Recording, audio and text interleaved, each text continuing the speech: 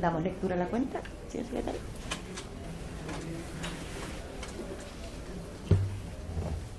Gracias, señora presidenta. Se han recibido los siguientes documentos en la Secretaría de la Comisión. En primer lugar, un correo electrónico de la directora de Abogacía y Estudios de la Oficina Nacional Aldeas Infantiles SOS Chile, señora Paulina Fernández, a través de la cual, en representación de la Mesa de Residencia, pide una audiencia con la Comisión para referirse a los asuntos que investiga esta Comisión.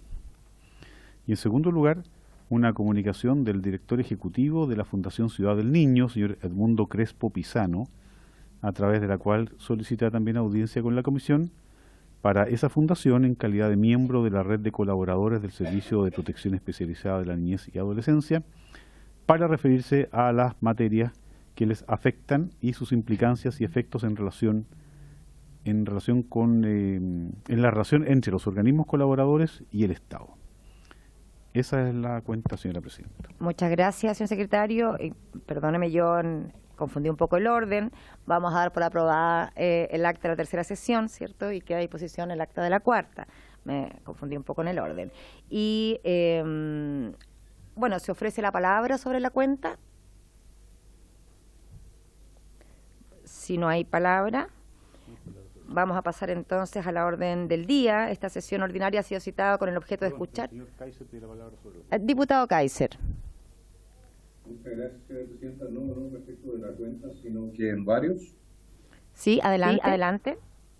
Muchísimas gracias. Me gustaría solicitar un detalle de todas las fundaciones que participaron en el primer proceso de licitación y también en el segundo. Muchísimas gracias, señora presidenta. Entonces se toma acuerdo para oficiar. Yo me sumo, diputado Kaiser, me parece muy pertinente su petición. ¿Hay acuerdo? Se oficia entonces para conocer el detalle de todas las fundaciones o corporaciones, digamos, adheridas a estos programas. ¿Hay más palabras, señoras diputadas, señores diputados? Entonces vamos a seguir con la orden del día. En primer lugar, ¿cómo está, diputada? En primer lugar, vamos a recibir al ministro de la Corte Suprema de Justicia, encargado de Infancia, el señor Diego Simpertigue Limare, quien también se encuentra conectado a la sesión. Vamos a empezar escuchándolo a él. Buenos días, don Diego. ¿Está conectado? Sí. Buenos días, buenas tardes, honorables diputadas y diputados. Muchas gracias por la invitación. Tiene usted 10 minutos. Bien, muchas gracias.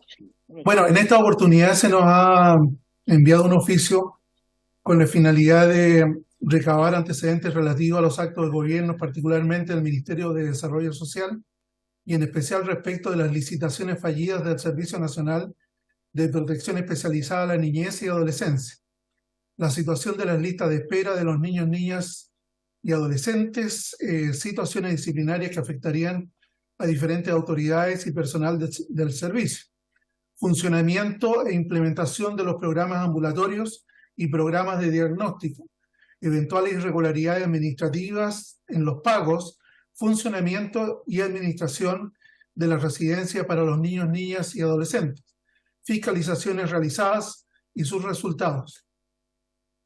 Su señoría, quiero señalarles que muchos de estos temas en verdad son de orden político y particularmente no nos corresponde a nosotros como jueces, porque no tenemos facultades de fiscalización, emitir un planteamiento respecto a estos puntos, salvo uno de ellos que dice relación con la situación de las listas de espera de los niños, niñas y adolescentes. Para esto quiero señalarles la estructura que nosotros tenemos en el Poder Judicial para enfrentar este problema. Primero, es de preferencia y está en primer lugar de nuestras preocupaciones el tema de los niños, niñas y adolescentes. Tanto es así que hace un año, más de un año y medio, la excelentísima Corte Suprema me nombró encargado de los temas de familia y de infancia y lo que hice fue reestructurar el trabajo que se estaba haciendo en función de las necesidades actuales y se formaron más de 10 subcomisiones. Una de estas subcomisiones dice relación con Mejor Niñez y otra subcomisión que también vinculada con la anterior dice relación con el acta 37, es un acta de la excelentísima Corte Suprema, pero esta acta estructuró una manera, porque es absolutamente necesario, una forma de tener estadísticas lo más precisas y certeras posible, porque de otro modo nos cuesta mucho tomar decisiones. Y al mismo tiempo nosotros damos a conocer toda esta información de manera pública, de tal forma que cualquier persona que quiera conocer las actas que se realizan en forma trimestral y semestral puede tomar conocimiento de estas. Pero particularmente respecto de lo que se nos plantea ahora, yo hice una consulta a los jueces y juezas de aquí de la región metropolitana y quiero leer particularmente, muy breve, particularmente 2 de estos informes.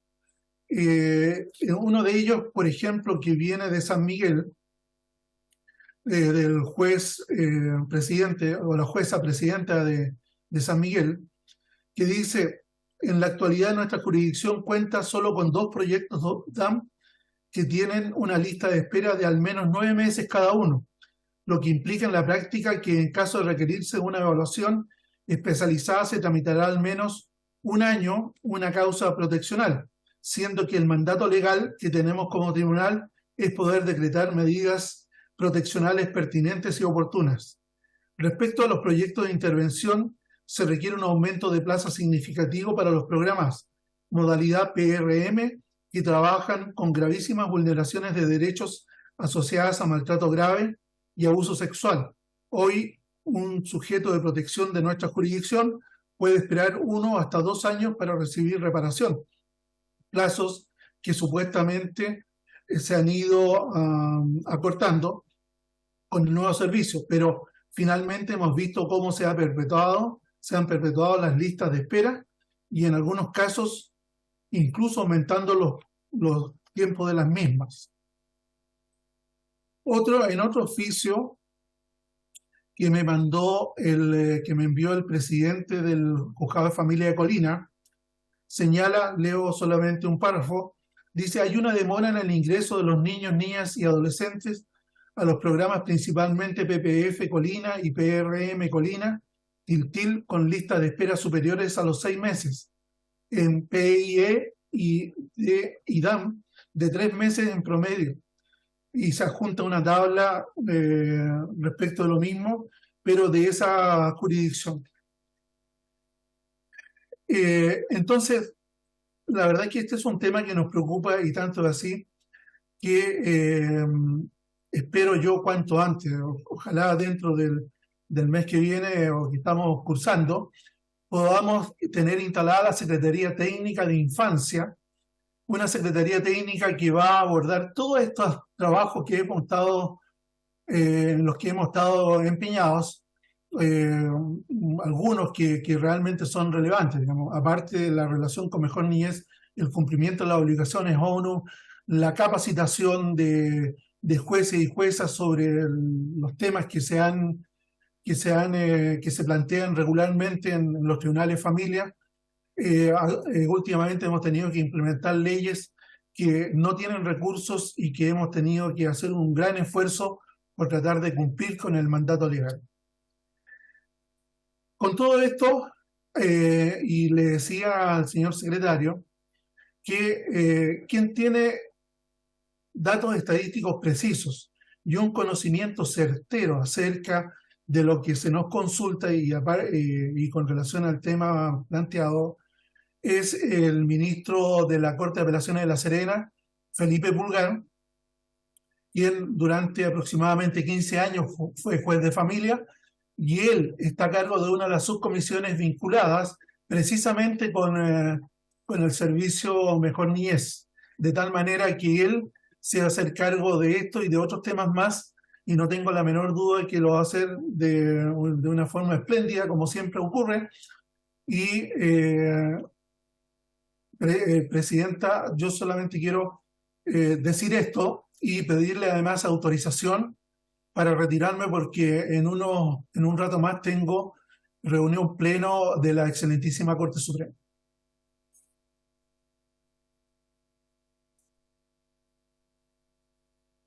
Sí, muchas gracias, ministro. Sí, pensábamos darle la palabra inmediatamente al próximo invitado, pero ya que usted se tiene que retirar, aprovechamos de plantear a los diputados si hay alguna pregunta hacia usted directamente, ministro, que quiera realizarse en este momento. Diputadas, diputados. Diputada. Bueno, primero saludar a todos los colegas, presidenta, y también, por supuesto, saludar al ministro. Mencionarle que tengo algunas preocupaciones, voy a ser muy breve porque entiendo que tiene labores que cumplir muy importantes, pero me gustaría, primero, saber si también se le solicitó información de BioBio, porque en BioBio tuvimos la oportunidad de hacer una comisión de Mejor Niñez, en donde estuvo la presidenta de la Corte de Apelaciones manifestando todo lo que está ocurriendo hoy día con este servicio de Mejor Niñez que lamentablemente está vulnerando los derechos de los niños, que es algo que no podemos seguir permitiendo. Hoy día aún los infractores de ley están junto a los niños vulnerados de derechos y yo creo que eso es algo que se tiene que afrontar y preguntarle a usted si usted ve la factibilidad de que finalmente los niños puedan estar, digamos, los infractores de ley con el Ministerio de Justicia y los niños, evidentemente, vulnerados de derechos, los niños de protección, que sean parte del servicio Mejor Niñez, pero juntos, de verdad, creo que de ninguna forma esto va a funcionar y vamos a seguir recibiendo las noticias que hemos recibido de todo lo que pasa, ¿verdad?, en las residencias. Solo eso, le agradezco. La diputada. Ministro. Muy bien. Ocurre lo siguiente. Yo estoy 1 año y medio a cargo de este tema, me he interiorizado bien de las preocupaciones que existen en la sociedad y particularmente en lo que dice relación con el Parlamento. Y nosotros enfocamos nuestras preocupaciones de 2 maneras. Uno, hacia el interior del Poder Judicial, nos preocupa mucho lo que está pasando con la capacitación, con la preparación de los jueces y juezas. Nos preocupa mucho lo que ocurre con los peritos, que también he recibido muchas quejas, particularmente de las personas que van a los tribunales, y también respecto del tema de los consejeros técnicos. Y hace poco, un par de semanas atrás, expuse acerca de la necesidad de contar con consejeros parentales y este funcionario no existe, pero sin embargo me parece absolutamente necesario para que ayuden a las partes a cumplir los fallos, primero que los entiendan de la mejor manera posible y luego evitar que las personas o los niños o los mayores, sus padres, que llegan a un tribunal y luego tienen una decisión y tienen que cumplirla, no vuelvan a recaer en el sistema. Pero eso es la parte interior. En la parte externa, si hay algo que nos preocupa particularmente es Mejor Niñez, porque los jueces, las juezas, cuando toman una decisión, particularmente con relación a los niños, es Mejor Niñez quien debe cumplirla. Y tal como lo he señalado, y por eso lo destaqué hace un rato atrás, el juez de familia de Colina y los jueces y la jueza de San Miguel me hacen presente acerca del tiempo que se demoran en las listas de espera, lo que es preocupante. Pero, sin embargo, esto merece una explicación y esa explicación se la va a dar el ministro Felipe Pulgar de la Corte de Apelaciones de La Serena. Nosotros estamos dispuestos a hacer lo que sea conveniente y necesario con la finalidad de poder cumplir con nuestras obligaciones legales.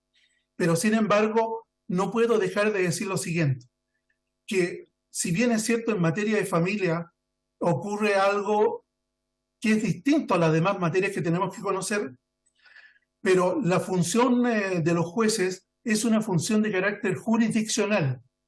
Es jurisdiccional. Y la función jurisdiccional es una función netamente intelectual y que dice relación con el conocimiento de los antecedentes de una causa, con la valoración de la prueba y luego dictar una sentencia de acuerdo con la ley. Entonces, lo que nos preocupa en ese ámbito es que las partes lleguen en igualdad de condiciones a un tribunal. Si no llegan en igualdad de condiciones, lo más probable es que la decisión no sea lo más justa que esperan las partes. Entiendo que el Ministerio de Justicia está muy preocupado de la asesoría de quienes llegan a los tribunales, particularmente respecto de quienes tienen menos recursos. Hay un programa Mi Abogado, en fin, que se ha implementado y que yo espero que se fortalezca en el próximo tiempo. Y respecto de Mejor Niñez, es cierto, yo tengo estos antecedentes. Hay listas de espera que nos tienen mucho tiempo esperando. Ojalá esto se pudiera solucionar luego, pero sin embargo, aquí viene la parte en la que nosotros ya no podemos hacer más porque la decisión a continuación es una decisión de orden político. Nosotros solo obtenemos estadísticas.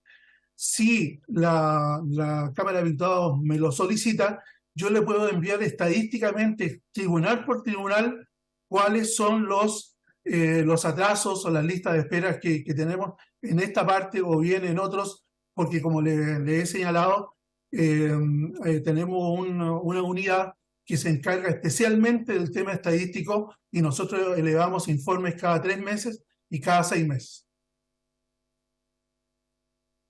Muchas gracias, ministro. Sumando a la consulta, a lo que está usted exponiendo, de estas necesarias capacitaciones, ¿el Poder Judicial cuenta con los recursos para poder hacer estas capacitaciones? No, la verdad es que no se nos han asignado recursos, pero ocurre en esto y ocurre en otras materias también, en que nosotros internamente reunimos recursos, la Corporación Administrativa del Poder Judicial nos colabora, nos ayuda y, por ejemplo, hay una preocupación permanente que nosotros tenemos porque los jueces y juezas de familia, más que otros jueces, tienen una carga de trabajo, pero también emocional, porque ver cómo lo que ocurre con los niños, cómo se les trata, es una cuestión preocupante y ellos lo sufren día a día. Entonces, es muy preocupante. Entonces, cuando nosotros hacemos capacitación con los jueces y juezas, resulta que ellos tienen que asignarles tiempo de su descanso para estos efectos. Yo estoy tratando, y la Corte Suprema tiene la mejor disposición, de darles comisión de servicios para que ellos puedan capacitarse. Pero el año pasado, no tengo la cantidad exacta en este momento, pero capacitamos aproximadamente 500, 450, 500 jueces y bueno, el sistema informático nos ayuda mucho en esto, pero si usted me pregunta si tenemos recursos para esto directamente dirigidos a este tema, no. Si tenemos tiempo para esto, tampoco tenemos tiempo, pero sin embargo lo estamos haciendo y gracias al esfuerzo y gracias a la dedicación que tienen las juezas y jueces a través de todo el país. Muchas gracias, ministro. Diputado Kaiser. Muchas gracias, señora presidenta. Una consulta. ¿Se ha hecho presente esta situación al Ejecutivo? ¿Se le ha solicitado un aumento de los recursos a través del presupuesto de la Nación? Sí, pero nosotros la vía del conducto regular es a través de la Corporación Administrativa del Poder Judicial.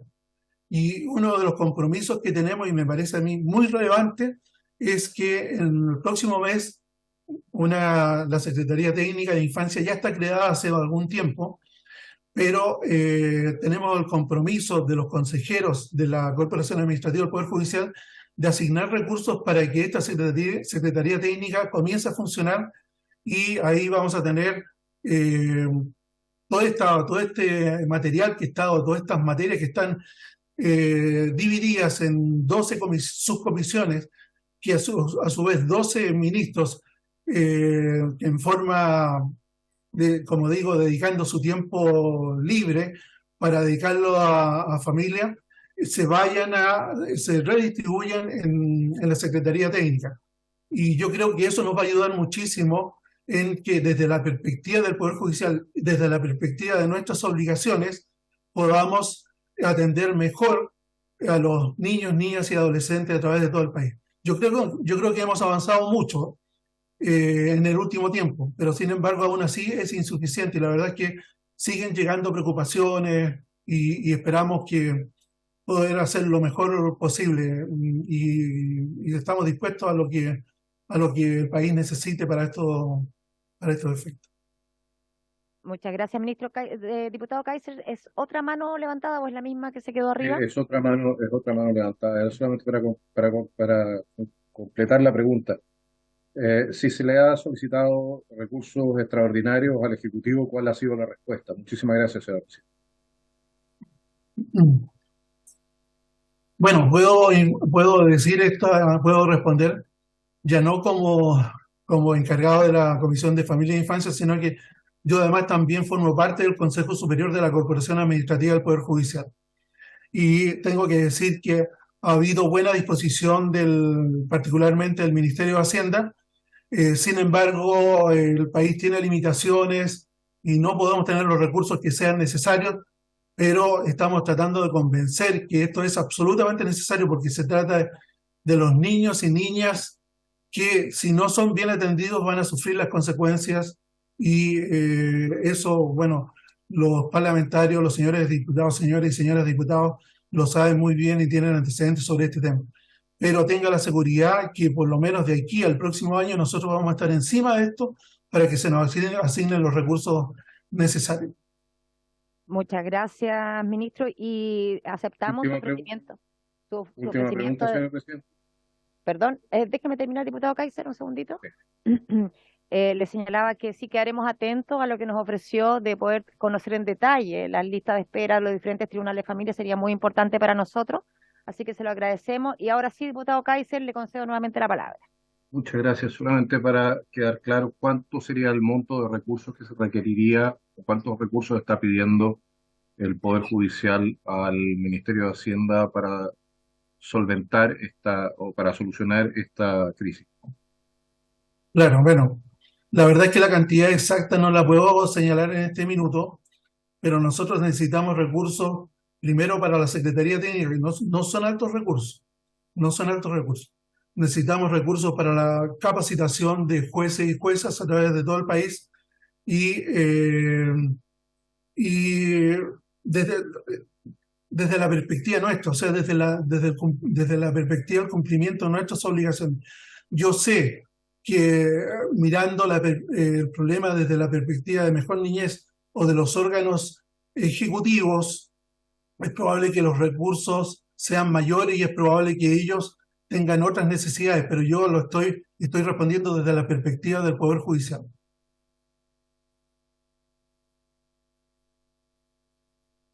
Muchas gracias, ministro. Quizás si junto con los informes que nos va a mandar de la lista de espera, nos hiciera llegar el consolidado de esos montos, de esa cifra por interno, digamos, por comunicación escrita, se lo agradeceríamos muchísimo. Bien, encantado, voy a preocuparme y voy a pedir la información y remitírsela cuanto antes. Muchas gracias, ministro Simpertigue. Perdón, diputada. Sí. Muy breve, lo primero, discrepo con el ministro en el sentido de que yo en lo personal fue quien impulsó esta comisión investigadora y no he visto voluntad porque en el presupuesto, cuando discutimos el presupuesto de la Nación, solicité justamente al ministro de Hacienda una mayor cantidad de recursos para la implementación del servicio de Mejor Niñez. Evidentemente no fue acogida, digamos, mi solicitud. Entonces lo que quiero decir es que me alegra sí saber que hoy día sí se está preocupando porque lo que está ocurriendo hoy día con este servicio es algo grave. Hoy día los niños, niñas y adolescentes de nuestro país desde el servicio de Mejor Niñez están viviendo una situación grave y no podemos esperar hasta el próximo año. Por lo tanto, yo creo que de verdad debemos tomar todas las medidas para intentar de implementar y de evidentemente bajar las listas de espera, que yo sé que son los números muy pero muy alarmantes. Solo eso, y muchas gracias, ministro, por digamos exponer esta comisión que creo que es tan relevante para todos los que pertenecemos. Muchas gracias, diputada. Muchas gracias, ministro. Antes de dar paso a nuestro próximo invitado, les comunico a la señora diputada y diputado que habíamos invitado al presidente de la Corte de Apelaciones de Concepción, tal como se había mencionado acá, a Carola Rivas Levargas, ¿sí? Pero que nos informó que entre el 3 y 9 de julio está con una semana de vacaciones fuera de conexión y por lo tanto consultó si podía venir en su representación otra persona y es en ese sentido que tenemos presente aquí al ministro Felipe Pulgar, quien está a cargo de la coordinación con el Servicio Mejor Niñez a nivel nacional y maneja todos los datos estadísticos.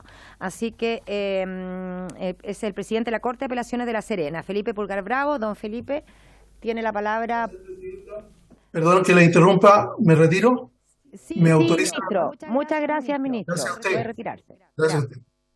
Y ahora sí, Felipe, no sé si está conectado. Sí, ahí lo vemos conectado. Muchas gracias, don Felipe. Tiene 10 minutos para su exposición. Buenas tardes, señora Presidente. Por su intermedio saludo a los diputados y diputadas de la comisión. De acuerdo a la invitación entonces cursada por el señor secretario de la misma comisión, cumplo con informar lo siguiente. Advierto desde ya a la señora Presidenta y a los demás miembros de la comisión que remitiré una vez terminada mi ponencia un informe consolidado de lo que voy a señalar, conjuntamente con los documentos que en ella me refiero. ¿Sí? Ratificar, señora Presidenta y honorables diputados y diputadas, que el Poder Judicial efectivamente a través de la Corte Suprema tiene una particular atención en relación con la situación de los niños, niñas y adolescentes, sobre todo de los que se encuentran en condiciones de alta vulnerabilidad. Desde el año 2018, en efecto, la Corte Suprema ha designado a un ministro o ministra encargado de los asuntos de infancia, de ese cargo que fue detentado en su oportunidad por la ministra señora Maggi, luego los ministros señores Carroza y actualmente el ministro señor Simpertegui, que ustedes acaban de escuchar. El ministro señor Simpertegui, encargado de los asuntos de infancia, el día 20 de enero del año en curso, llevó a cabo una reunión, que es una sesión ordinaria de la Comisión de Infancia, que está dirigida por él, la que se compone, perdón, de algunos ministros y ministras de cada una de las Cortes de Apelaciones del país que estamos a cargo de los asuntos de infancia. Hago ahí la aclaración, señora Presidenta, me permito hacerlo a través suyo para los honorables diputados y diputadas, que cada Corte de Apelaciones tiene distintos ministros, sabemos la cantidad, ¿cierto?, depende de la población, y entre nosotros mismos vamos haciendo, ¿cierto?, una entrega de algún cometido adicional a nuestra función jurisdiccional, que tiene que ver con hacernos cargo de los asuntos de infancia. En este caso, a nivel regional, me corresponde a mí desde mi asunción en el cargo de ministro titular de esta Corte. En este contexto, entonces, que fui convocado por el ministro a formar parte de este equipo nacional y puso de mi cargo el liderazgo de 2 mesas de trabajo. Una que tiene relación con la Subsecretaría de la Niñez, con el fin de trabajar colaborativamente en el proceso de implementación de las oficinas locales de la niñez, que son una instancia creada al alero de la Ley 21.430, Ley de Garantía. Y la segunda mesa justamente con el Servicio Nacional de Protección Especializada a la Niñez y Adolescencia, para trabajar colaborativamente en los aspectos que corresponda realizar un trabajo coordinado. Una vez recibí este cometido, conformamos la mesa nacional, que está compuesta, entre otros actores y en calidad de invitados, por la UNICEF y por la Defensoría de la Niñez, quienes son invitados estables a esta misma mesa, y asimismo por la unidad Acta 37 de la excelentísima Corte Suprema, a la que el ministro señor Simpertegui ya se había referido anteriormente, y que es una unidad que está alojada en la Corte Suprema y que levanta datos estadísticos en relación con los números de niños, niñas y adolescentes que tienen medidas de protección vigentes. Desde el 20 de enero, perdón, del año 2020 a la fecha, 23, perdón, hemos realizado diversas reuniones y que con el fin de puntualizar cuál es el trabajo, en definitiva, que esta mesa va a realizar. Hago especial mención, señora Presidenta, que el trabajo de la Corte Suprema en materias de infancia no surge el año 2023. Ya el año 2021, ¿cierto?, cuando se dictó la Ley 21.302, que crea el Servicio Nacional de Protección Especializada, en adelante el servicio. En esta oportunidad el ministro señor Carroza se encontraba a cargo de los asuntos de infancia y tuve el honor de ser designado por él como asesor en materias de infancia y formamos una mesa de trabajo el año 2021, cuando tomamos conocimiento de la decisión del señor Presidente de la República, excelentísimo señor Presidente de la República de aquella época, que el servicio debía estar implementado en octubre del año 2021, cosa que ocurrió a partir del 1 de ese mes y año. ¿Por qué era importante el levantamiento de esta mesa, señora Presidenta y honorables diputados y diputadas? Justamente porque para efectos de la comunicación entre el Poder Judicial y el Servicio Nacional de Protección, debía existir un sistema informático que permitiera una fluidez y una certeza en la comunicación, con el fin que los niños, niñas y adolescentes que a decisión del tribunal quedaran a cargo de una medida de protección o de satisfacer, ¿cierto?, el Estado una vulneración, una restitución de derechos a propósito de una vulneración de derechos, es que debíamos ponerlo en conocimiento del Servicio Nacional de Protección Especializada para que ellos tomaran conocimiento en el minuto de esta derivación, ¿ya? Un poco el sentido de este flujo tenía que ver justamente con mantener una fluidez en la comunicación, en la derivación y sobre todo un registro de las derivaciones. Este registro se logró levantar y a propósito de un trabajo bastante arduo de la mesa, y es un sistema que a la fecha se mantiene vigente. ¿Por qué me detengo en este asunto, señora presidenta? Porque con anterioridad a la instalación del Servicio Nacional de Protección, el Servicio Nacional de Menores, usted bien sabe, ¿cierto?, era el encargado de la protección de niños y niñas, no contaba con un sistema que tuviese una interconexión con el Poder Judicial. El Sename tenía el denominado Senainfo, que era un sistema interno, pero que nunca fue posible interconectarlo porque existían ahí materias informáticas que lo tornaban en imposible, y esto se logra entonces con el Servicio Nacional actual a partir de octubre del año 2021. Es importante además destacar, señora presidenta, otra diferencia con el Sename en cuanto a las derivaciones, y aquí es muy relevante este asunto porque tiene especial digamos, implicancia con lo que tiene que ver con las listas de espera. A diferencia de lo que ocurría con el Sename, esto es, cuando el tribunal decretaba la existencia de una vulneración de derechos y derivaba los antecedentes al Sename directamente, hoy día con el Servicio Nacional de Protección, la derivación es distinta. El artículo 18 de la Ley 21.302, ley que crea el Servicio Nacional de Protección, establece que la derivación tiene que hacerse por el juez una vez que constata la existencia de una vulneración grave de los derechos de un niño o niña a la Dirección Regional del Servicio Nacional de Protección. No como Sename, que mandábamos directamente el caso a un programa en específico, con una dirección, con una calle, con un encargado. Hoy día tenemos que hacerlo por mandato del legislador, directamente al director regional, quien cuenta a su vez con un plazo de contestación al Poder Judicial, ¿sí? Entonces, si ponemos un ejemplo, señora presidenta, de que el día de hoy a las 12 del día yo tomo conocimiento como juez de familia de un caso de un niño y decido aplicar una medida de protección, yo no voy a comunicarme con el proyecto al que el niño va a tener que ir, ¿sí? Sino que voy a remitir los antecedentes vía sistema interconectado al Servicio Nacional de Protección. ¿Y a cuál? Al regional, donde el niño se encuentra residiendo. Este director tendría un equipo que recibe este requerimiento y cuenta con un plazo para contestar esa derivación. Plazo que va a depender. Si la derivación se produce durante el día por el sistema interconectado, ellos deberán dar respuesta a más tardar a las 16 horas de ese día, ¿ya? Y también por sistema interconectado. Si es una derivación que se practica fuera del horario laboral del tribunal de familia, que es las 16 horas como máximo, todos sabemos que sin perjuicio de eso nos quedamos igualmente en trabajo interno, pero atención de público, máximo las 16 horas, ¿cierto? Se practica la derivación a través del sistema telefónico, en la llamada flujo del sistema de teléfono rojo, donde el director regional deberá contestar también por sistema telefónico en el plazo máximo de 1 hora desde practicar la derivación, y en tanto se trate de derivaciones al sistema residencial, esto es, a decretar el ingreso de niños, niñas y adolescentes a las residencias del servicio proteccional. ¿Por qué es importante, señora presidenta, y por su intermedio los honorables diputados y diputadas, tener certeza respecto a este flujo? Porque marca el hito desde cuando comienza a computarse la espera del niño a ser atendido por la red proteccional, ¿sí? Nosotros practicamos, como le ponía el ejemplo, el día de hoy, una derivación al sistema de protección, recibimos la respuesta del servicio del director regional, pensemos a las 16 horas, y se utiliza una nomenclatura que se conoce como ingreso a programa, lo que no significa que el niño vaya a ser atendido a partir de hoy a las 16,01 minutos, sino que solo que el director regional linkeó, si me permiten el concepto, concordó a este niño con este proyecto en específico, ¿ya? Entonces, la lista de espera para el Poder Judicial comienza a correr desde el momento en que recibimos la respuesta a la derivación que le hicimos al director regional y ponemos en el sistema el hito ingreso a proyecto, ¿ok? Desde ahí comienza el cómputo del plazo.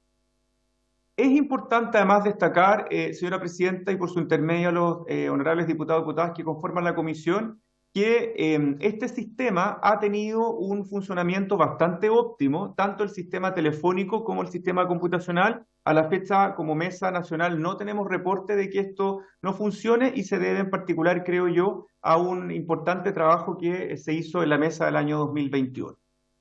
Dicho lo anterior, en cuanto a la lista de espera en particular, la unidad acta 37 del año 2014 de la Corte Suprema, como bien anticipaba el ministro señor Simpertegui, se encarga del levantamiento de información estadístico de los niños respecto a los cuales se ha aplicado una medida de protección. Lo que hace la unidad acta 37 es obtener la información desde el sistema de los tribunales, o sea, desde nuestro sistema, que el nombre es SITFA, Sistema Interno Tribunales de Familia. Entonces, la unidad acta 37 capta la información, saca una fotografía del día y el minuto, y eso lo levanta en distintas categorizaciones. Categorías que se distingue entre cuál es la medida a aplicar. Por ejemplo, ¿cuántos niños están esperando ingresar a un sistema residencial? ¿Sí? ¿Cuántos niños están esperando ingresar a un proyecto ambulatorio? Ambulatorio me refiero, entendemos todos, está con su familia, ¿es cierto? Y tiene que trasladarse, digamos, a ser atendido a un proyecto en específico, etcétera, etcétera. Y eso además está dividido por regiones. Esa información yo la voy a adosar, que es algo lo que ustedes también le habían solicitado al ministro Simpertegui, pero yo lo voy a acompañar al final de mi presentación, ya les anticipé que se las voy a mandar en unos minutos más, pero ahí aparece el listado actualizado al 30 de junio del año 2023 respecto de los niños, niñas y adolescentes que se encuentran con medida de protección vigente. Solo a modo ejemplar, en la Corte de Apelaciones, por ejemplo, de Antofagasta, existe un total de 4.080 niños, niñas y adolescentes. En la Corte de Apelaciones de Concepción, a la que usted se refirió, existe un número de 3.053 niños en espera, de los cuales 2.767 corresponden a niños en espera del sistema ambulatorio y el sistema residencial existen 5, entre otros, dando un total de un número aproximado de 67.335 niños a nivel nacional, 67.335 niños a nivel nacional, que se encuentran en espera de ser atendidos por el sistema de protección, reitero, en un número global, cualquiera sea, ¿cierto?, digamos, el proyecto ambulatorio o la categorización de la vulneración de derechos. A inicios del año 2023, ¿cierto?, el nivel central de la Corte Suprema instruyó a los tribunales que con el fin de levantar toda la información estadística, ya que este flujo que no existía con Sename y que sí existe con Mejor Niñez, tiene una, digamos, yo diría que una cualidad de ser rápido, inmediato y además seguro, ¿cierto? Y debiéramos incluir también todas las derivaciones que se hagan a un proyecto en específico, que es al que el ministro también se refería, que son los proyectos DAM, D-A-M, que esa sigla corresponde a la definición de diagnósticos ambulatorios. Estos DAM corresponden a aquellos proyectos que, una vez levantada una solicitud de intervención a un tribunal de familia, el tribunal deriva la situación a un DAM para que realice un despeje territorial y pueda corroborar o desvirtuar, según sea el caso, si el niño que se encuentra incluido en la causa, niño, niña, adolescente, por cierto, está efectivamente siendo víctima de alguna vulneración. ¿Y por qué es relevante este informe? Porque nos levanta datos inmediatos y actuales. ¿Y por qué es además relevante que esta información esté a tiempo? Porque todos sabemos, si tenemos que esperar 9 meses, es muy probable que la situación del niño solo permanezca o se cronifique, ¿cierto? Y no se solucione, ¿ya? Y eso nos permite a los jueces y juezas poder tomar medidas cautelares, inmediatas, etcétera, ¿ya? ¿Por qué me detengo, señora presidenta y honorables diputados y diputadas, en esta línea de acción o línea programática que es una de las tantas que establece la ley de Mejor Niñez? Porque la Dirección Nacional del Servicio de Protección Especializada, a cargo de su directora actual, doña Gabriela Muñoz, ha realizado una labor bastante interesante en torno a detectar que es necesario comenzar con una priorización de recursos en la implementación de proyectos que puedan dar respuesta lo más pronto que se pueda, en particular, justamente a este diagnóstico. ¿Por qué?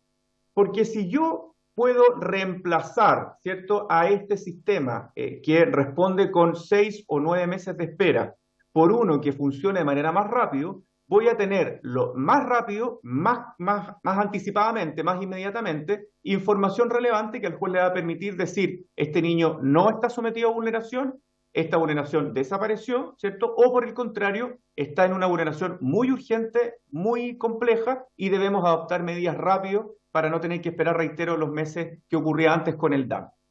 Y es justamente el trabajo de esta mesa que ha permitido que ese proceso se pueda ver realizado en los próximos meses. La directora nacional nos ha comunicado hace un par de semanas que los diagnósticos DAM, los DAM, ¿cierto? Los diagnósticos ambulatorios, van a ser reemplazados en los próximos meses por los diagnósticos clínicos especializados. Hago la prevención, ustedes lo deben conocer mejor que yo, que esto de sistema de familia está siempre lleno de siglas, ¿no? Pero los DAM van a ser reemplazados por los DCE. Los diagnósticos ambulatorios van a ser reemplazados por los diagnósticos clínicos especializados. Estos diagnósticos clínicos especializados, que debiesen estar en funcionamiento en los próximos meses, a más tardar, debiesen producir una consecuencia importantísima. La primera, a diferencia de lo que ocurre con los DAM, que demoraban 6 o 9 meses en espera, los diagnósticos clínicos van a demorar solo 30 días desde que es ¿cierto?, ingresado el caso al proyecto. Todos entenderán, ¿cierto?, que para un niño esperar 9 meses a 30 días es un cambio sideral, ¿cierto?, en la situación, lo que va a implicar, por tanto, que vamos a tener hoy día mayor y más rápido conocimiento de la situación que puede afectar a un niño o niña adolescente.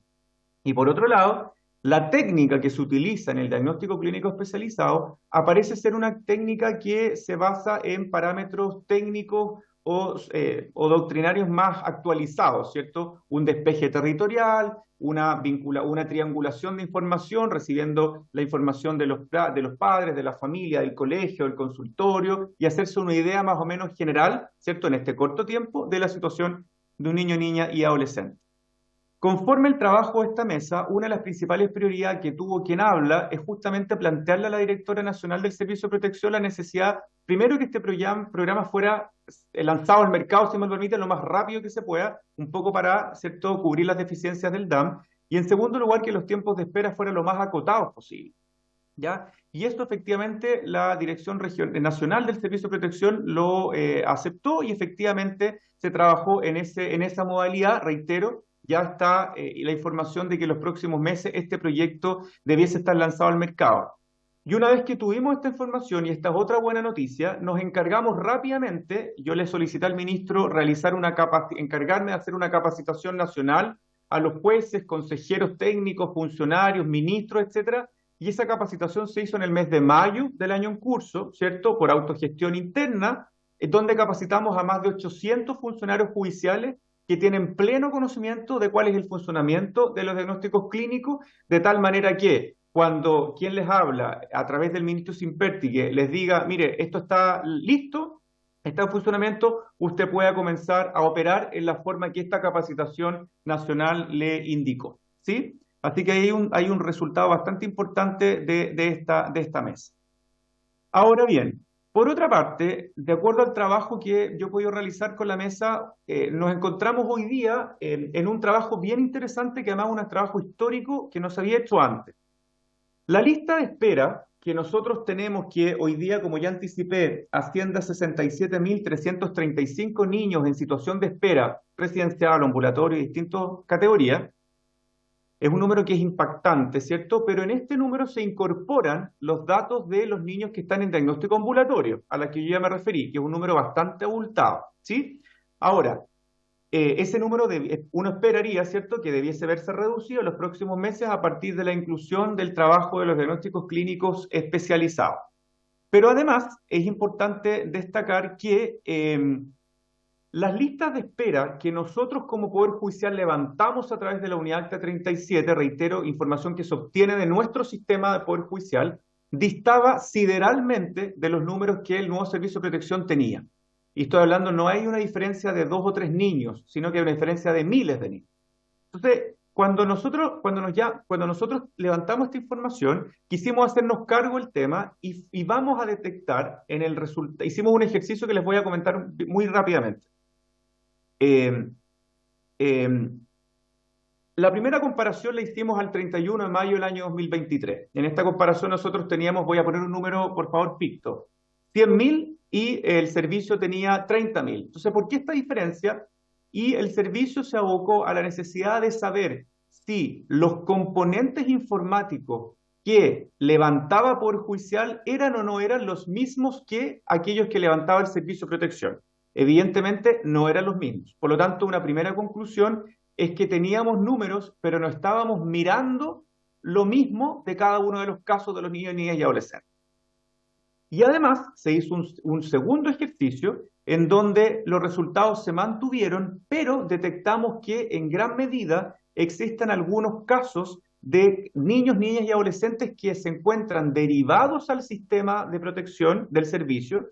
El servicio realizó efectivamente la intervención, incluso, señora presidenta, la terminó en muchos casos, pero, ¿cierto? Puede ser que no haya sido informado por el proyecto en específico al tribunal, o, por ejemplo, el tribunal pudo no haber utilizado la nomenclatura que implicaba que ese niño saliera del sistema judicial en lista de espera. No sé si me estoy explicando. Ese defecto que pudiese ser informático o que pudiese deberse a un defecto computacional o humano, es un ejercicio al que nos estamos abocando justamente ahora en un procedimiento que le pedí al ministro tenga bien autorizar, liderar en el contexto de esta mesa, que es justamente el que llamamos depuración del dato de la lista de espera. La lista de espera entonces contiene un dato sucio desde el punto de vista que no coincide con la información computacional del Servicio de Protección. Por lo tanto, lo que estamos haciendo es limpiarlo, es decir, una depuración, y lo que queremos hacer a partir de la próxima semana, en principio, es bajar a las regiones para que los tribunales puedan revisar las causas en las cuales existe este llamado, esta alerta de que existe alguna diferencia de nomenclatura, y también, por supuesto, el Servicio Nacional, o el Servicio Regional, perdón, de Protección, pueda realizar lo propio en su pertinente informe. Eso respecto, señora presidenta, de la lista de espera. Y si me permite un par de segundos para terminar, porque sé que creo que estoy pasado en el tiempo, quería detenerme un par de minutos, si me lo permite, señora presidenta, en la ley 21.430, que es la ley de garantía.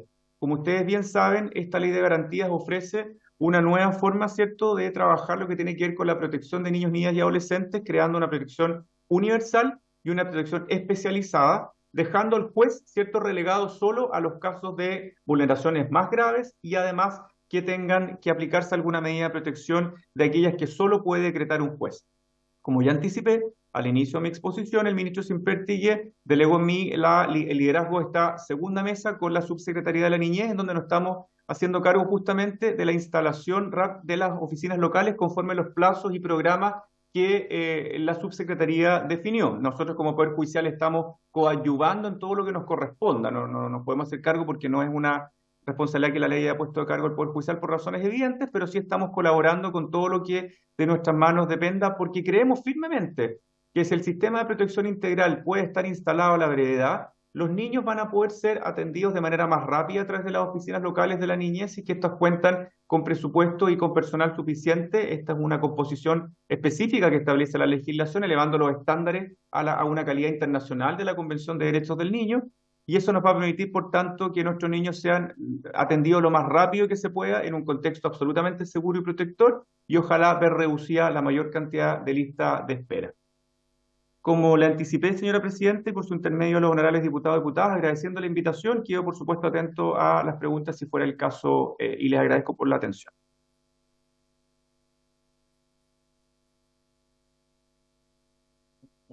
Muchas gracias.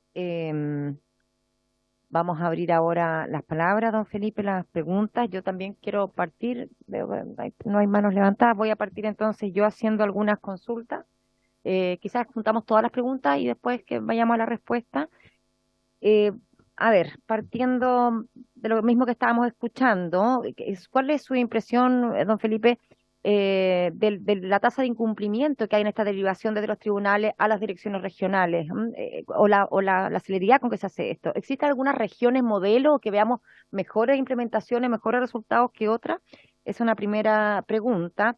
También en el mismo orden de cosas para saber las listas de espera, etcétera, todas estas que son cifras, datos, por favor, si nos pueden enviar con claridad cuántas instituciones hay por región y por comuna que hoy día estén ejecutando proyectos DAM, PPF y PRM. Nos agradeceríamos también si pudieran compartirnos el detalle de esa información. Más allá también, don Felipe, queríamos preguntar si tienen claridad de cuál es el número de causas sobre vulneración de derechos actualmente entiendo que estas cifras de lista de espera, pero las causas totales que tenemos de vulneración de derechos, pero ya la había como contestado, o sea, las listas de espera son estas, pero bueno, en el fondo pedirle que todos estos datos que nos dijo verbalmente, si van acompañados también en Sí. esta información. Le quería consultar también si existe la posibilidad de iniciar causas de oficio para ustedes, ¿cierto? Cuando existen antecedentes de BIF, de acuerdo a la facultad de adoptar medidas cautelares establecida por la ley, ¿cierto? Para los tribunales de familia y que se le entrega a los jueces. ¿Eso ocurre? ¿Existe esa posibilidad de por oficio iniciar estas causas cuando están los antecedentes? Voy a leer todas las preguntas, don Felipe, y Bueno, después va perfecto, señor. contestando. Sí, con respecto a las capacitaciones que usted ha dicho que se han realizado a los funcionarios del Poder Judicial, que tuvieran que ver con las causas de vulneración de derechos de niños, niñas y adolescentes, ¿cuáles fueron las temáticas específicas que se hizo para la capacitación y si se incluyó la perspectiva de género, considerando todos los casos que van entrelazados con violencia vicaria, ¿no? Entonces es importante también tener esa información.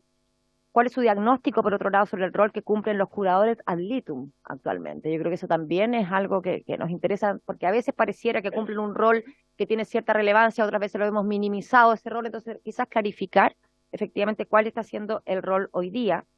Y con respecto a lo último que estamos hablando, los diagnósticos clínicos, ¿qué opinión le merece un potencial o eventual colapso o desorden que se pudiera generar con las derivaciones por parte de los servicios locales de niñez que también van a enviar los casos a evaluación? Entonces, aquí hemos compartido las preocupaciones que nos asisten con esto de los diagnósticos clínicos, que entendemos que es para mejorar y hacer más fluido esto, pero que finalmente no sabemos si finalmente no se va a producir otro cuello de botella. ¿Qué otra pregunta? Tengo otras más, pero bueno, ya la habíamos manifestado. Eso, y por último, solamente como para saber si, esto es importante porque se ha mencionado acá, la coordinación entre tribunales de familia y de garantía en caso de niños, niñas y adolescentes que son sujetos de atención simultánea, es decir, del servicio de protección y de Sename. Entonces, ver cómo ocurre esta doble situación, que es lo que nos hemos visto ya manifestado en muchos hogares y que nos genera una gran preocupación. Yo creo que me quedaría por ahí, son hartas preguntas. Don Felipe, quizás algunas las va a contestar ahora, otras son datos más duros que ojalá nos pueda adjuntar también con toda la información que hemos estado solicitando. Sí, terminemos la ronda de preguntas y después dejamos el tiempo a don Felipe para que vaya. Las mías son bien.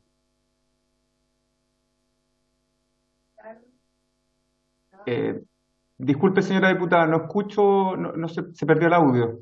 No, yo tenía mi micrófono apagado. Perfecto. Ahora sí. No, lo primero es felicitar por el trabajo. Yo he visto de parte de la presidenta de la Corte de Apelación en Biobío un interés real en querer enfrentar este tema y en querer visibilizar y sincerar los números, que yo creo que eso es determinante para que podamos dar un mejor servicio, ¿verdad? Y una mejor atención en el fondo a los niños, niñas y adolescentes vulnerables. Decir que quiero y que me interesaría mucho saber el tiempo para tener esa lista depurada. Yo creo que eso es clave, que sepamos más o menos un aproximado, serán 3 meses, 2 meses, 6 meses, para poder comenzar a trabajar, porque no sacamos nada de estar, digamos, con cifras y con listas que son tan distintas una de la otra. Entonces me interesó mucho lo que usted mencionó respecto a la lista depurada y querer saber, digamos, en el fondo cuánto tiempo vamos a tener esa información, que creo que es relevante. Y por último, insistir en lo mismo que decía mi colega Casmuri respecto a la importancia que es saber hasta cuándo los niños de protección van a estar con los niños vulnerados. Yo creo que eso debería ser algo que deberíamos enfrentar con prontitud, porque lo que está ocurriendo allí es una vulneración de derechos con los niños de protección. Muchas gracias, Presidenta.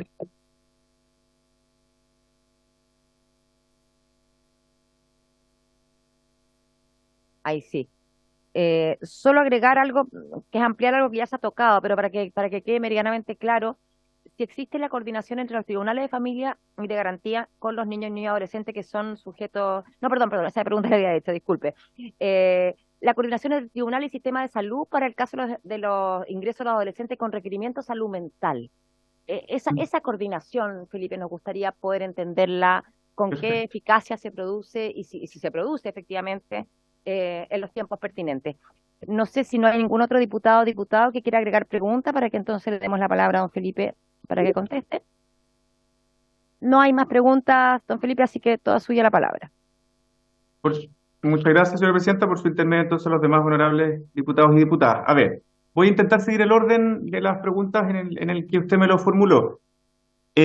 Para partir por el contexto, a marzo del año 2023, la estadística del sistema judicial arroja que existieron 137.875 causas en las cuales se aplicaron medidas de protección a niños, niñas y adolescentes a nivel nacional. O sea, hablamos de un universo de 137.875 niños, niñas y adolescentes que, a juicio de los tribunales, se encuentran gravemente vulnerados en sus derechos y que su restitución requiere una intervención en el sistema proteccional, ¿sí? De esos 137.875, reitero, existe a junio de esta fecha una lista de espera de 67.335, ¿ya? Eso en cuanto al dato, reitero que se trata de datos que son obtenidos desde el sistema de tribunales de familia, ¿cierto? Y como se produce una incoherencia, una diferencia más bien de número, es que se inicia este proceso de depuración con el sistema de protección especializada. Este listado o esta lista de protección, y me quiero pasar ahí a la pregunta de la señora diputada, nosotros estamos pensando en tener un trabajo en esta lista de espera, es decir, tenerla depurada en un par de meses, porque es un trabajo que es bastante, o sea, la idea de liderar esto es que sea lo más riguroso posible. ¿Y eso qué va a significar? Que los tribunales puedan revisar causa por causa, antecedente por antecedente, y si es necesario que los que estamos a cargo tengamos que dedicar mucho más tiempo de que lo hacemos esto voluntariamente. Como decía el ministro Simperti, yo trabajé en familia muchos años y creo firmemente que los niños deben estar siempre protegidos, ¿no? Y desde ahí el trabajo que uno hace voluntariamente, pero la idea es que sea lo más depurado para poder afirmar con absoluta precisión y certeza, ¿cierto?, cuáles son efectivamente los niños que se encuentran en estas condiciones y por tanto poder corregir si es que se debe a un defecto de uso de nomenclatura y si es un problema del tribunal, del Poder Judicial, poder corregirlo internamente, si es un sistema del servicio, detectarlo, etcétera, etcétera. Hago presente, y aquí una nota de orgullo regional, a nivel regional, en la Corte de Apelaciones de La Serena, yo tengo que reconocer también, hemos formado un equipo de trabajo, yo llegué el año pasado, ya como encargado de asuntos de infancia a nivel regional, un equipo de trabajo, porque creemos que el trabajo colaborativo con el Servicio de Protección y con todos los agentes coadyuvantes de los niños va a significar una coherencia, ¿cierto?, en la intervención, ¿ya? No, yo no creo mucho en esto de los buenos, los malos, los enemigos, sino que creo que tenemos que estar todos unidos para que el niño pueda recibir una atención lo más pronta posible. Y en ese contexto es que existen algunas definiciones que a nivel regional yo pude adoptar como encargado de asuntos regionales que trajeron buenos resultados y que puede ser importante quizás mirar o replicar. Los directores regionales del Servicio de Protección no cuentan con acceso al sistema de tribunales de familia porque siempre se ha entendido que es un sistema reservado. Mi posición particular al respecto tiene que ver con que por supuesto que lo es porque la ley lo señala, pero reservado ¿para quién? Entendemos que para cualquier persona ajena a la intervención del tribunal, pero si el Servicio de Protección necesita intervenir con un niño o niña, me imagino que deberá contar con todos los antecedentes, muchos de los cuales yo voy a tener como juez, ¿cierto?, guardadito en mi cajón y que me imagino tendré que mostrarle para que él sepa con especificidad todos los datos necesarios para que pueda, digamos, apuntarle clavo a clavo, digamos, a la intervención. Nosotros en este ejercicio de depuración que ya lo hicimos meses atrás, logramos un resultado de 100-100, es decir, en la región nuestra tenemos claridad respecto al proceso, pero ojo, significó un trabajo de todos, metidos en el sistema hasta largas horas de la noche, revisando causa por causa, corrigiendo lo que estadísticamente del Poder Judicial está equivocado, Mejor Niñez tomando sus propias apreciaciones, y hoy día en el fondo nos permite, ¿cierto?, concluir que los datos informados en nuestra jurisdicción son los datos que efectivamente se encuentran en situación de espera y todo lo demás está siendo corregido. A nivel regional existen centros de cumplimiento que están a cargo de las Cortes de Apelaciones y que trabajan colaborativamente con el ministro encargado de los asuntos de familia. El centro de cumplimiento de nuestra región nos comunicamos a diario, ¿cierto?, para tomar medidas y para ir corrigiendo de inmediato, ¿cierto?, cualquier defecto o error que se levante a propósito de la lista de espera. Entonces, creo que también es importante ahí poner de manifiesto que la forma de trabajo, ¿cierto?, o la presencia que uno pueda tener a nivel regional, creo que también permite un trabajo muchísimo más, ¿cierto?, más rápido y más eficiente en el tiempo. Ahora, me preguntaba la señora presidenta en cuanto a la rapidez o si hay algunas regiones mejores o peores. Yo la verdad es que más que mejor o peor puedo mencionar la mía, ¿cierto?, que doy fe que trabajamos bastante colaborativamente y creo que es una región que avanza bastante positivamente en estos términos. Existe además un contacto muy fluido con la directora regional del Servicio de Protección. Cuando existe algún caso muy especial respecto a un niño, yo me ofrezco para intermediar a veces con los tribunales, con los consejeros técnicos, y se ha tenido también muy buenos resultados. A nivel regional, además, se trabaja en mesas técnicas interinstitucionales. La de nosotros creo que es una de las que a nivel nacional trabaja con mayor periodicidad. Nos reunimos cada 2 meses, sin perjuicio que estamos comunicándonos constantemente, realizando labores formativas, de encuentro, etcétera, etcétera. A nivel trimestral, como anticipaba el ministro Simpertigue, el Poder Judicial levanta un informe trimestral, ¿cierto?, donde se encuentran, y también se los voy a mandar, señora presidenta, el último, digamos, el trimestre anterior, donde se encuentra el total de las listas, o sea, de los niños con medida de protección y de ellos cuántos son los que se encuentran en lista de espera, ¿sí? Efectivamente, en cuanto al inicio de las causas, las causas de protección, que son las causas en las que se trabaja sobre la vulneración de derechos de un niño y niña adolescente, pueden ser iniciadas a través de una denuncia o de una demanda de algún particular, de algún establecimiento educacional, etcétera, etcétera. Hago el paréntesis que hay personas que por su cargo público, de funcionarios públicos, tenemos la obligación, ¿cierto?, de iniciar causas. Y en algunos casos también la ley contempla la hipótesis de ser factible el inicio de oficio de una medida de protección cuando el juez de familia, a propósito del conocimiento de una causa de una materia distinta, concluye que un niño o niña adolescente se encuentra efectivamente vulnerado en sus derechos. Por ejemplo, yo puedo recibir como juez de familia una demanda, ¿cierto?, del papá para poder ver a su hijo, un régimen de relación directa y regular simple, ¿cierto?, y en ese contexto yo puedo detectar que voy a poner una hipótesis, probablemente la mamá con el papá no se llevan bien, tienen al niño medio involucrado en un conflicto entre adultos, etcétera, y eso puede constituir una vulneración de derechos. El tribunal de oficio puede abrir una medida de protección e inicia, ¿cierto?, la causa en el tribunal donde él sirve y ejerce jurisdicción. Esto se puede hacer en cualquier causa contenciosa, alimentos, divorcio, relación directa regular, etcétera, y también, por supuesto, las causas de violencia intrafamiliar, en donde el niño pueda estar siendo víctima vicaria, es decir, que presencia actos de violencia intrafamiliar, o puede ser testigo directo de violencia intrafamiliar cuando, no sé, el agresor lo agrede a él y al adulto, o cuando el agresor agrede al adulto en presencia del niño. Eso se puede efectivamente aperturar de oficio. En cuanto a las capacitaciones que la señora presidenta consultaba, en la mesa que me toca liderar, realizamos este año 2 grandes capacitaciones. Una, todas autorizadas, por supuesto, por el ministro de la Corte Suprema.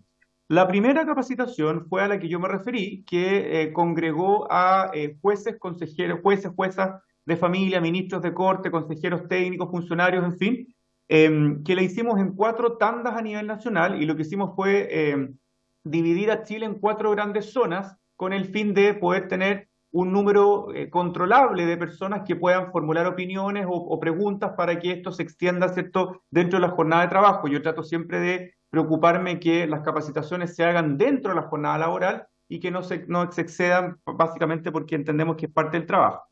Y se hizo una en marzo a partir del trabajo con Mejor Niñez para el diagnóstico clínico especializado, y se hizo una en junio respecto de las oficinas locales de la niñez, y esa estuvo, ¿cierto?, dirigida por quien habla, pero quien exponía era la subsecretaria de la Niñez y asimismo profesionales de la misma subsecretaría para explicar a los tribunales cómo va a funcionar el proceso de oficinas locales.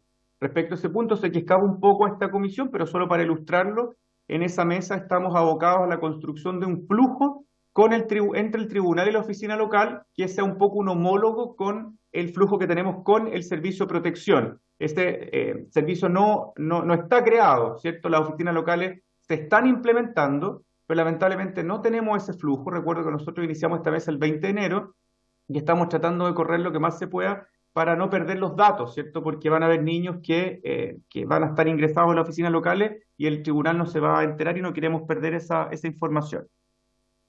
En cuanto a aspectos de salud mental, es un tema muy relevante. Yo ahí quiero servirme, si me lo permite, señora presidenta, de mi experiencia como juez de familia. Durante muchos años me ha tocado el honor de participar en varias comisiones y asesorar a varios ministros de la Corte, y me quedaba siempre con la sensación de que existía una pugna eterna entre el Ministerio de Justicia, que en aquel tiempo era el encargado de Sename, y el Servicio de Salud. Entonces el Servicio de Salud decía, mira, este caso es tuyo porque es niño, ¿cierto? Y mi justicia decía, no, este caso es tuyo porque es un niño pero con salud mental, digamos, afectada. Y entonces la verdad es que no teníamos una respuesta. Nuevamente, traigo a colación el trabajo que se hace en esta región.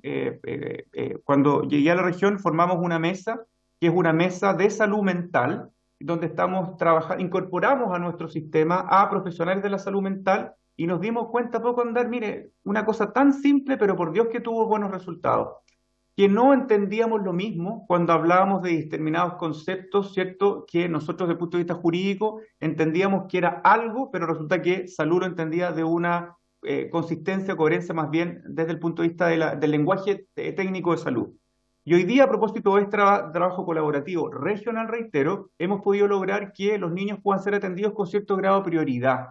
Es decir, esto demuestra, traigo el ejemplo de la región, reitero, y lo digo con harto orgullo, que esto demuestra que un trabajo colaborativo funciona, sirve, pero en la medida en que, ¿cierto?, exista ahí presencia de la autoridad para que pueda ir imponiendo ciertas regulaciones que puedan ser cumplidas. Lo mismo ocurre con la comunicación entre los tribunales de familia y los de garantía. Curiosamente, es difícil explicarlo, pero un niño que se ve involucrado en algún conflicto con la ley penal, ¿cierto?, puede entrar al sistema judicial por la vía de familia y el tribunal puede determinar que, atendida a su edad, la naturaleza del delito, tiene que ser remitido por la ley 20.084, responsabilidad penal juvenil, al sistema penal.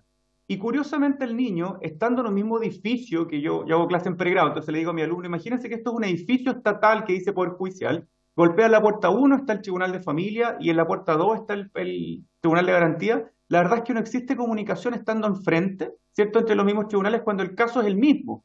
Bueno, de nuevo traigo a colación el ejemplo regional, formamos una mesa que justamente se llama una mesa penal familia, donde ya celebramos un protocolo que les puede acompañar si gustan, donde el sistema de familia, ¿cierto?, le otorga acceso al fiscal encargado con cargo a una clave que es, digamos, tiene un registro informático para que ese acceso no pueda utilizarse por cualquiera para ver sus causas personales, ¿cierto? Entonces, que tenga un acceso para que el fiscal pueda ver la información de ese niño en familia y nosotros en familia podamos ver esa información en el sistema penal, lo que nos ha permitido, por supuesto, saber en el minuto 1, ¿cierto?, cuando un juez de garantía decreta una medida cautelar, por ejemplo, y para ellos cuando se trata, no sé, de algún domicilio, un cambio en el cuidado personal, etcétera, etcétera. ¿Ya? En materia de curaduría del ítem, ahí hay un tema súper relevante. A mí me tocó, como ya anticipé, participar como asesor del ministro Carroza cuando se cerraron los PRJ. ¿Qué son estos? Los programas de representación jurídica, que existían alojados en diversas regiones y cuyo cargo era desempeñar el rol de curadores al ítem de niños, niñas y adolescentes. Cuando recibimos la información del Ministerio de Justicia, que hoy día es el único órgano encargado de realizar la representación jurídica, porque es importante destacar que la ley 21.302, el legislador definió que las curadurías no van a quedar de cargo del Servicio de Protección, como antes pasaba con Sename, en muchos casos, sino que eso sale y queda a cargo del Ministerio de Justicia. Entonces el Ministerio de Justicia define, ¿cierto?, el cierre de los PRJ y en la mesa conformada por el ministro pudimos convocar, ¿cierto?, al ministro de Justicia de aquel tiempo, el señor Larraín, y en ese contexto es que se logró una ampliación de cobertura de niños, niñas y adolescentes, aumentando la dotación de profesionales del programa Mi Abogado, ¿cierto? Y además profesionales de las corporaciones de asistencia judicial, lo que permitió también contener en parte el cierre de estos programas de representación jurídica. A poco andar, se define por el gobierno actual la creación de un programa que se denomina La Niñez se Defiende, que está a cargo de la Corporación de Asistencia Judicial, que era un programa que iba a ser creado en un sistema bastante similar a cómo funciona el programa Mi Abogado, ¿ya? Con una dupla de psicosocial, etcétera, y que iban a tener un número determinado de causas. Lo cierto es que pasó lo siguiente. Cuando se crea, estos abogados iban a tener un máximo, no recuerdo el número exacto, pero de 60 causas, pero los abogados recibieron el traspaso de aquellas causas de los abogados de la Corporación de Asistencia Judicial y llegaron a tener más de 100. Entonces, en la práctica, en los primeros meses, el sistema de representación jurídica colapsó, porque superaron solo con los traspasos de las causas vigentes aquellos cupos máximos que ellos iban a detentar. Esta información apenas yo la tuve, la puse en conocimiento del ministro Simpertille, le solicité poder activar una mesa nacional con el Ministerio de Justicia para trabajar justamente en este aspecto y de acuerdo a la sugerencia de los profesionales, entiendo que el ministro habría tenido bien acoger mi solicitud, mi sugerencia de remitir un oficio al señor ministro de Justicia y Derechos Humanos con el fin de levantar una mesa, ¿cierto?, para trabajar el tema de las curadurías, porque en ese punto la situación de los niños es bastante compleja. No existe hoy día una cobertura absoluta, ¿cierto?, de los casos de niños, niñas y adolescentes en sistemas de protección que puedan estar defendidos por abogados o representados bien por abogados y por abogadas. Creo que ahí, si no me anoté mal o me faltó algo, entiendo que di respuesta, señora presidenta, a todas las consultas. Muchas gracias, don Felipe. Sí, la verdad es que sí, le pedimos después todo lo que nos va a mandar por escrito y compartimos las preocupaciones. Vemos esta pregunta última sobre los curadores, vemos que hay un poco un colapso ahí, o sea, efectivamente ahí también donde entra la duda con este flujo de La Niñez se Defiende que colapsó el sistema, cómo se puede entrar en el detalle, en el cuidado, ¿cierto?, que requiere cada una de estas causas, cada uno de estos casos. Con esta situación, es ahí donde es complejo, ¿no? Es complejo y celebro todo el esfuerzo que han hecho desde su región para poder implementar esto. Y entendemos la profundidad de la dificultad, ¿no? Esto tiene muchas aristas y esta conversación de los diferentes sistemas también es muy complejo y a veces lo escuchaba hablar de cómo la necesidad de cómo conversan cada uno y justamente son los problemas con que nos encontramos en los casos reales de la vida real, ¿no? Un niño que tiene una arista en penal, otra arista en familia, otra en la CAJ y no hay cómo que esto converse todo en simultáneo. Y esto finalmente también aumenta de alguna manera la situación generando una violencia judicial también en la familia de niños, niños y adolescentes. Entonces, agradezco mucho, don Felipe, y quedamos atentos a todo lo que nos comprometió de mandar. Es mucho material que tendremos que ordenar, estudiar, sintetizar para poder ver cómo seguimos caminando.